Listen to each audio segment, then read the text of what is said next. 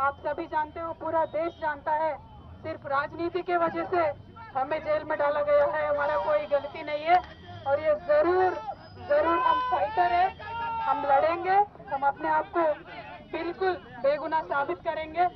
Thank you so much. Jai Telangana.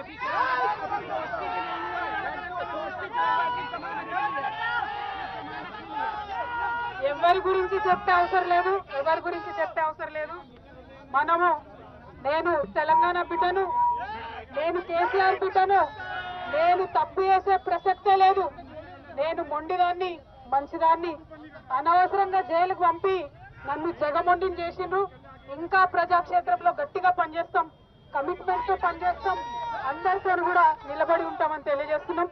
We were always tough, we are fighters, we will fight it out legally, we will fight it out politically. We were always tough. By sending us to jail illegally, they only made BRS and KCR's team unbreakable. Thank you. Jai Telangana, Jai Hind.